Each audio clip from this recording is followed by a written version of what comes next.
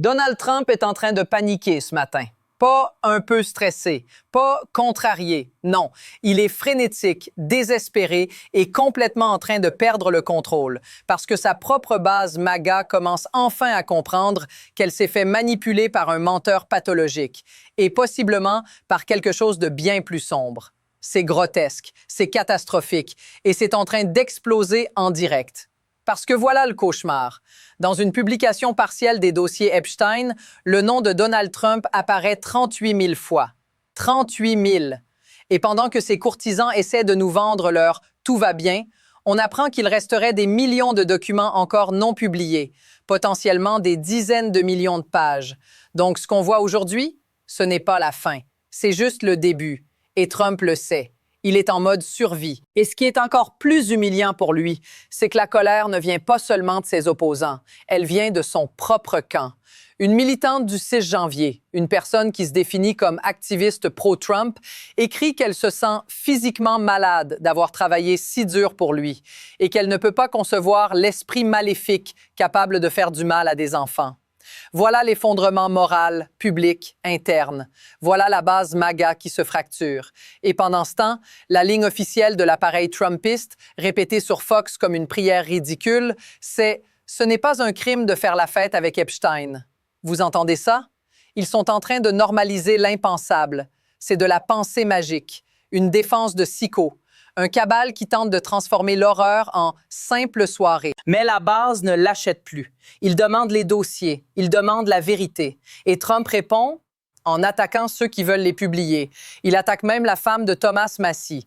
Ça, ce n'est pas de la force. C'est un aveu. C'est de la panique. Et c'est le début de sa chute. Et voilà comment fonctionne le mensonge trumpiste, à chaque fois. D'abord, il jure qu'il n'y a rien. Ensuite, il crie « fake news ». Puis, quand les preuves commencent à sortir, il change de récit en direct, comme si personne n'avait de mémoire. Et le plus fou, il pense que vous allez avaler ça. C'est du gaslighting pur, industriel, à l'échelle nationale. Parce que pendant des années, Trump et sa machine MAGA ont joué le même sketch. Je ne sais rien, je ne connais personne, tout ça est un complot. Et dès que son nom apparaît, dès que son entourage est mentionné, dès que des dossiers refont surface, il tente de noyer l'affaire dans un brouillard de slogans, de diversion et de spectacles. Toujours. C'est leur réflexe de cabale. Couvrir, détourner, normaliser. Mais maintenant, la base MAGA commence à voir la mécanique. Une militante pro-Trump dit qu'elle se sent malade, qu'elle a travaillé dur pour lui et qu'elle découvre quelque chose qu'elle ne peut même pas rationaliser. Et là, on voit le schisme. Ce ne sont plus les libéraux qui dénoncent, ce sont leurs propres soldats. Les mêmes gens qui criaient « lock her up » hier sont en train de dire « attendez, qu'est-ce que c'est que ça ?» Et c'est là que l'hypocrisie devient hilarante, si ce n'était pas aussi sinistre. Parce qu'au même moment, vous avez J.D. Vance qui fait la tournée du cirque, qui poste sur un halftime show avec Kid Rock comme si le pays n'était pas en train de brûler. Comme si on devait tous applaudir un spectacle pendant que la question la plus toxique du moment explose, les dossiers Epstein. Et la base MAGA répond littéralement « Pas un mot sur Epstein, mais tu veux que je regarde ton show? Va te faire voir. » Voilà, même eux n'en peuvent plus. Let me show you the clip. Parce que la défense officielle, la ligne de propagande qu'ils ont décidé de pousser, c'est la suivante. Ce n'est pas un crime de faire la fête avec Epstein. On l'entend sur Fox, calmement, comme si c'était une phrase normale, comme si c'était une excuse acceptable, comme si c'était le genre de choses qu'un gouvernement sérieux dirait à un peuple sérieux. C'est délirant. Et c'est exactement là qu'on voit le mensonge se retourner contre eux. Parce que si tout ça est censé innocenter Trump, pourquoi est-ce qu'il s'énerve quand quelqu'un demande la transparence? Pourquoi est-ce qu'il attaque les personnes qui veulent la publication complète? Pourquoi est-ce qu'il est en train de s'en prendre à Thomas Massie, un républicain qui a voté avec lui dans l'immense majorité des cas? Et pire encore, pourquoi est-ce qu'il attaque la femme de Massie, une femme qui a voté Trump 3 fois? Regardez la scène. Massie veut que les dossiers sortent et Trump répond avec une attaque personnelle, en insinuant que Massie serait devenue libérale à cause de sa femme. Il la traite comme une radicale, comme une ennemie, comme une menace. C'est la méthode Trump. Quand tu ne peux pas répondre sur le fond, tu salis, tu humilies, tu détruis. Et Massy réplique en exposant un détail qui sent la panique totale. Il explique que sa femme aurait été celle qui lui a suggéré de demander directement à Pam Bondi, lors d'un dîner, quand la phase 2 des dossiers Epstein sortirait. Et la réponse? Il n'y a plus de dossier. Fin de discussion. Rideau. Et voilà comment on comprend ce qui se passe réellement. Il ne cherche pas la vérité. Il cherche le contrôle.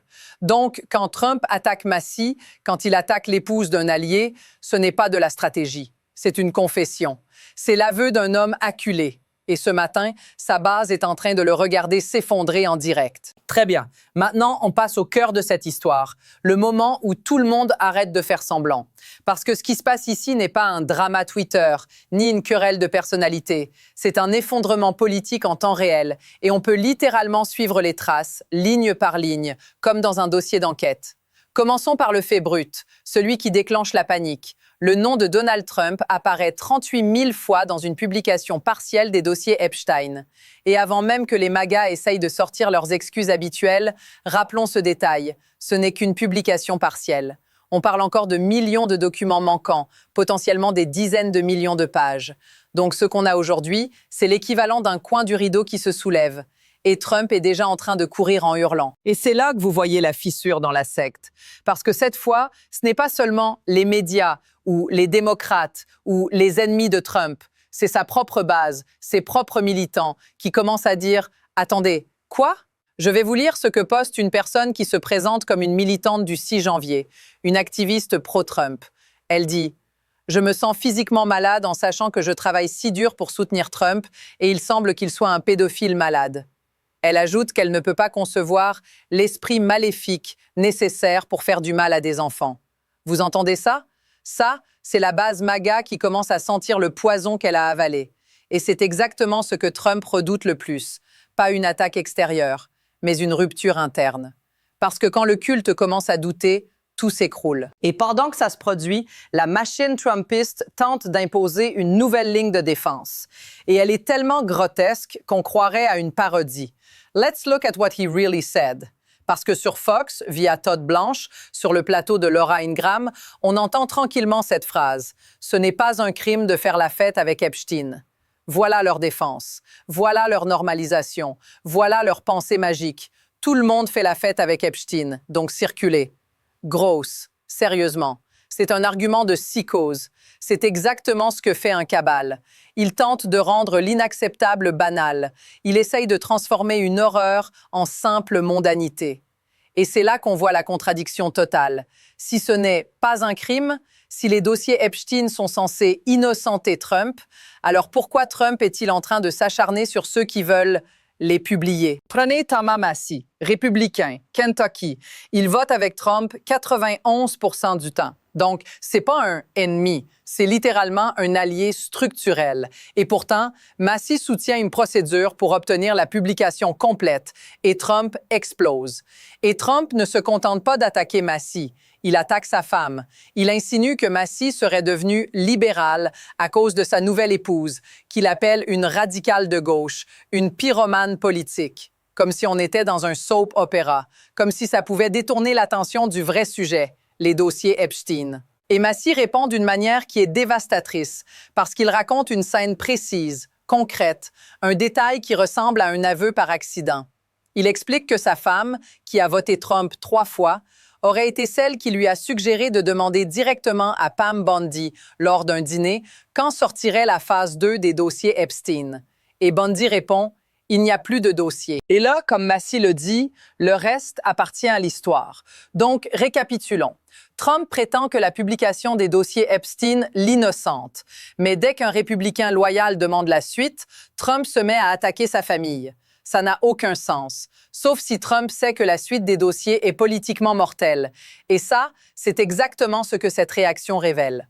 Maintenant, on élargit, parce que ce n'est pas seulement Massy. Même Marjorie Taylor Greene, et oui, je parle de Marjorie Taylor Greene, lâche une critique qui montre que la base MAGA est en train de craquer. Elle dit en substance que Trump traite ceux qui le soutiennent le plus comme de la merde. Et elle rappelle le point central. La femme de Massy a voté Trump 3 fois. Elle n'est pas une radicale. Et Massy vote avec Trump 91% du temps. Et pourtant, dès qu'il refuse de participer à cette couverture, dès qu'il ne veut pas protéger les amis de Trump, dès qu'il ne veut pas signer pour des intérêts de super riches donateurs ou des agendas étrangers, il devient l'ennemi. Voilà la règle dans le Trumpisme. Tu es loyal jusqu'au moment où tu demandes la vérité. Et dès que tu demandes la vérité, tu es éliminé. Et pendant que tout ça se déroule, Trump, lui, se comporte comme Trump. Il n'est pas en train de répondre sur Epstein. Il n'est pas en train de rassurer le pays. Il n'est pas en train de gouverner. Il poste des jérémiades sur le New York Times, sur Harvard, sur des vendettas personnels, pendant que les gens vivent paycheck to paycheck, pendant que l'économie tremble, pendant que le monde s'embrase. Et là, vous voyez le schéma. Quand Trump est acculé, il ne fait pas face. Il fuit, il attaque, il détourne, il se plaint, il réclame de l'argent, il invente des ennemis. Et surtout, il espère que vous allez vous fatiguer et passer à autre chose. Mais cette fois, non. Parce que ce matin, sa base est en train de se retourner contre lui. Et c'est la pire chose qui puisse lui arriver. Ce n'est pas une tempête médiatique, c'est une implosion. Et maintenant, on va arrêter de faire comme si tout ça était un incident isolé. Parce que ce qu'on est en train de regarder, c'est un système entier qui se désagrège. Et Trump en est le centre toxique. Ce n'est pas une petite controverse, ce n'est pas une mauvaise semaine. C'est le signe d'un régime qui fonctionne uniquement à la diversion, à la cruauté et à la pensée magique. Et quand la réalité frappe, tout devient chaotique. Regardez Trump aujourd'hui. Au lieu de répondre sur Epstein, au lieu d'affronter les faits, il se met à geindre sur le New York Times. Il écrit des tirades sur Harvard, sur des articles phonies, sur des ennemis imaginaires, comme un homme qui n'a plus aucun contrôle sur le réel. C'est du ranting and raving. C'est un lunatique politique en pleine crise, obsédé par ses vendettas, pendant que le pays se fait étrangler économiquement. Et pendant que les gens essaient de survivre, oui, survivre, Trump se comporte comme un roi capricieux qui veut juste plus d'argent, plus de pouvoir, plus d'attention. Parce qu'en parallèle, on voit cette liste de demandes hallucinantes. Des milliards ici, des milliards là. BBC, donne-moi 5 milliards. Les contribuables, donnez-moi 10 milliards. JP Morgan, donne-moi 5 milliards. Harvard, donne-moi 1 milliard. Vous comprenez le tableau? Ce n'est pas une présidence. C'est une extorsion permanente. C'est une machine à raquettes. C'est grotesque. Et l'économie? On nous vendait le génie de Trump, la renaissance, le retour d'un âge d'or. Mais les chiffres racontent une autre histoire. La fabrication américaine est en recul et les tarifs de Trump n'aident pas. Les entreprises répercutent les coûts sur les consommateurs. Donc, pendant que Trump joue au dictateur de télé-réalité, les gens paient la facture. C'est désastreux. C'est exactement ce que font les incompétents. Ils cassent tout, puis ils accusent quelqu'un d'autre. Et pendant qu'on parle d'effondrement, regardez la politique étrangère. Il y a un moment dans cette histoire qui devrait, dans un pays normal, faire tomber un président. Trump annonce qu'il a parlé avec Poutine. Il dit que Poutine aurait accepté une sorte de pause d'une semaine. Pas de missiles sur Kiev, pas d'attaque pendant une vague de froid. Trump se présente comme le faiseur de paix, le grand négociateur. Et Zelensky remercie, comme si l'intervention américaine allait donner un souffle au peuple ukrainien. Et que se passe-t-il ensuite? La Russie lance une attaque massive. Missiles balistiques, missiles de croisière, drones Shahed, immeubles résidentiels détruits. Un des plus grands assauts depuis le début de la guerre. Vous ne pouvez pas inventer ça. C'était un piège, une manipulation, une démonstration que Trump se fait balader, ou pire, qu'il participe à une stratégie de désinformation qui coûte des vies. Et pendant ce temps, l'Amérique est en train de devenir une caricature fasciste. On a des élus républicains qui disent ouvertement que les agents de l'ICE doivent rester masqués et qu'exiger des mandats judiciaires serait un non-starter. Attendez, quoi? Donc on veut des hommes masqués, sans mandat, qui enlèvent des gens? Ça s'appelle comment dans le monde réel? Ça s'appelle du fascisme. C'est exactement ce que vous voyez dans les régimes autoritaires.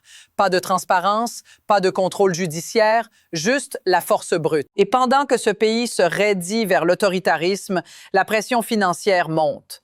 Les retards de paiement des prêts étudiants explosent. Des millions d'emprunteurs sévèrement en défaut, des niveaux records. Ça, c'est le genre de bombe économique qui crée du chaos social. Et Trump, il ne gouverne pas. Il ne stabilise rien. Il cherche des ennemis, il cherche de l'argent, il cherche à fermer des institutions culturelles comme le Kennedy Center parce qu'il n'arrive même pas à obtenir un spectacle. C'est pathétique.